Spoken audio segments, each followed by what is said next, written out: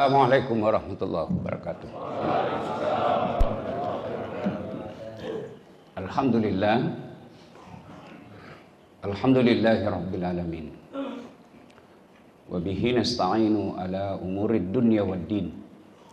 Asyhadu an la ilaha illallah wa asyhadu anna Muhammadan abduhu wa rasuluh.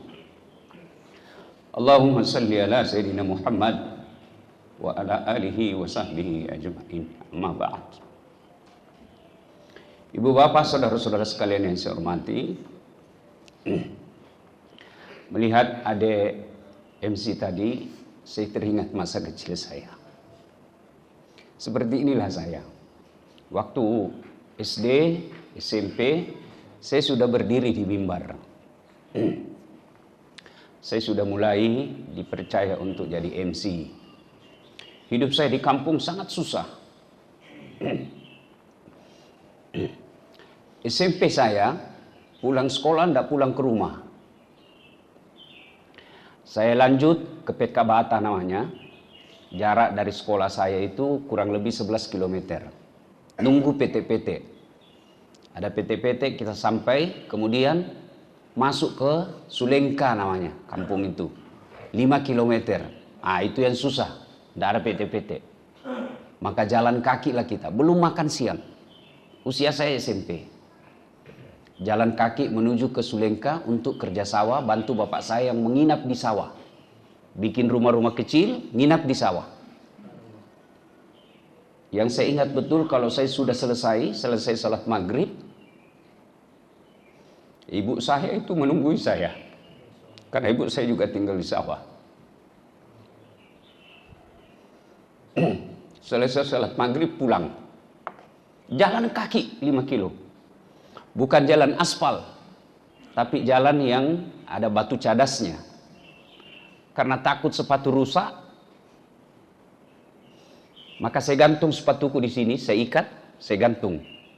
Pakai sepatu kulit asli, kulit kaki. Jalan 5 kilo ke PK Bata, tunggu mobil untuk balik ke kampung saya, Desa Bumi.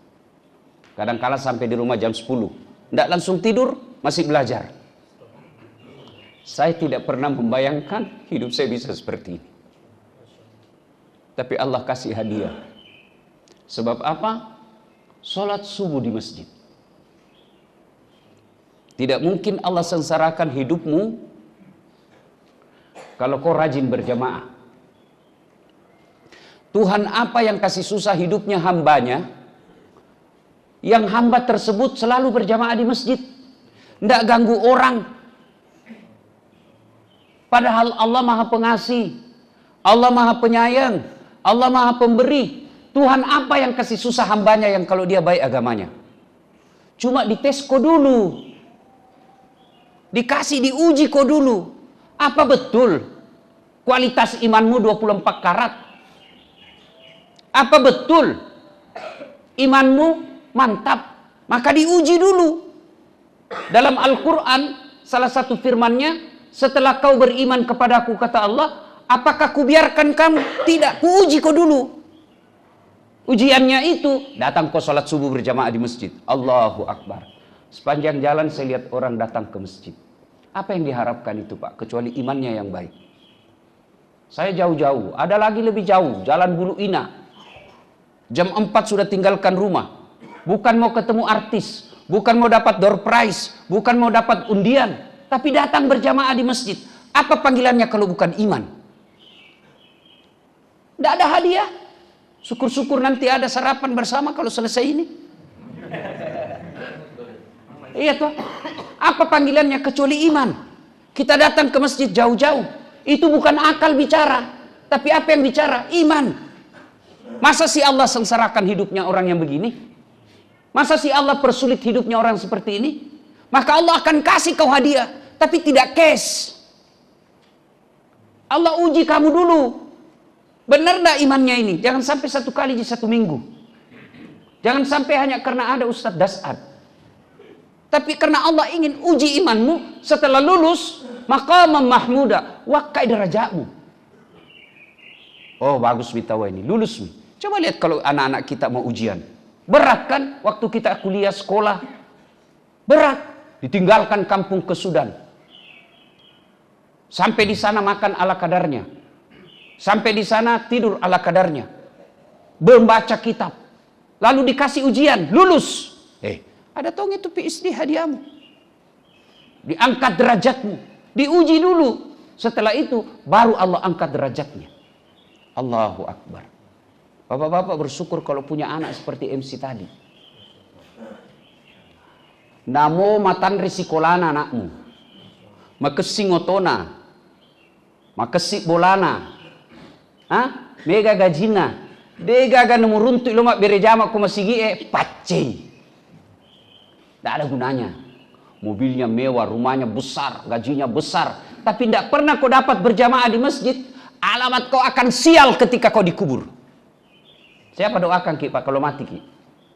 Siapa? Teman tak? Lihat di grup WhatsApp.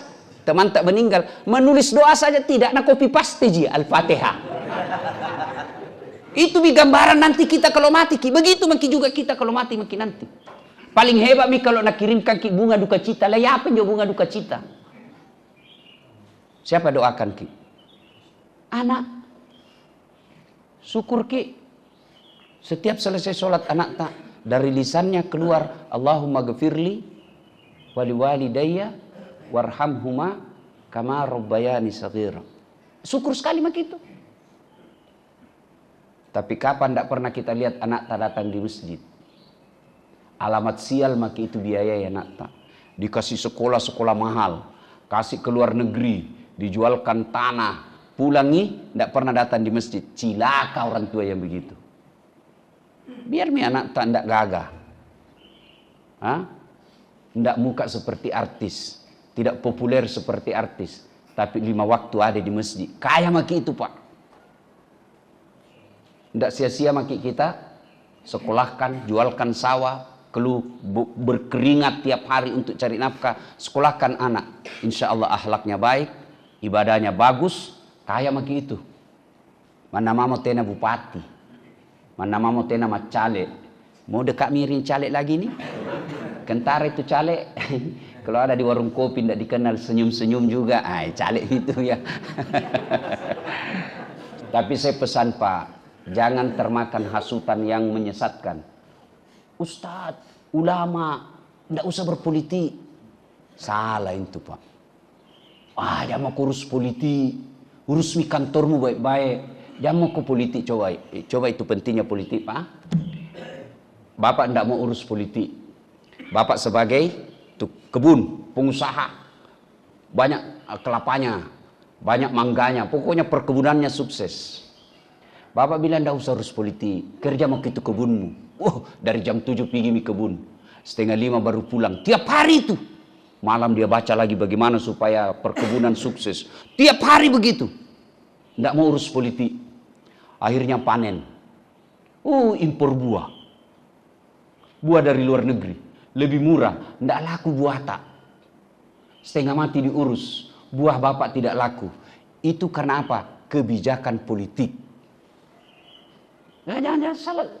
Jangan bilang jangan urus politik. Umat Islam harus tahu politik dan berpolitik. Kenapa? Dengan politik kita punya kekuasaan. Dengan kekuasaan kita bikin kebijakan. Dengan kebijakan kita bisa atur kita punya negara. Bayarkan Pak, kita ini 80% lebih umat Islam di Indonesia. Tapi ketika ada ulama berbicara tegas, langsung dibilang intoleran. Intoleran itu namanya amar ma'ruf nahi mungkar.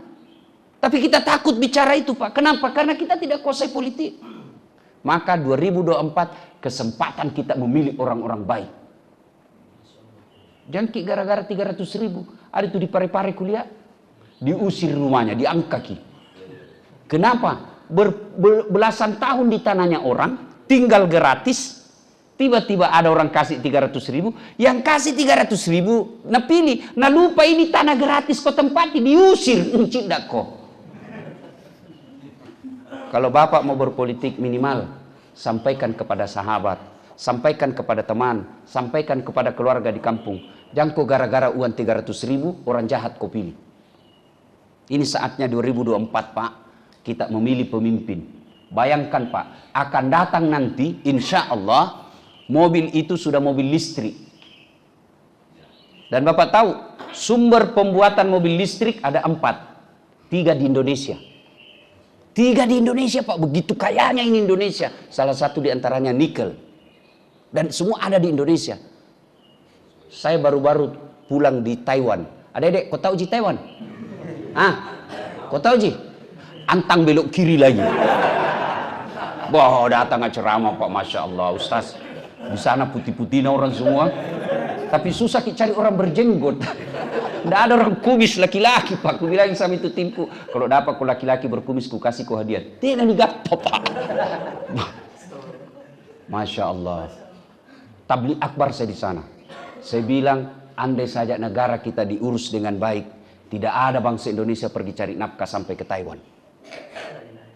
Tidak ada perempuan-perempuan muslimah Indonesia yang pergi cari nafkah dan jadi pembantu, menjadi penjaga anak di sana. Kalau negara kita diurus dengan baik. Maka saatnya 2024, pilih pemimpin yang baik. Jangan hanya karena dia tetangga. Jangan hanya karena dia teman. Jangan hanya karena dia satu partai dengan kita. Jangan karena kita tim sukses. Pilih. Jangan. Pilihlah yang betul-betul baik. Kesempatan untuk memperbaiki. Alhamdulillah. Kita harus cinta kepada negara ini. Ya, saya juga bilang sama Pak Jokowi waktu saya diundang ceramah. Saya ini kira-kira ustaz paling sering ceramah depannya Pak Presiden. 9 kali ustaz. Depannya Jokowi 9 kali. Selfie-selfie. Tapi tidak pernah ku upload.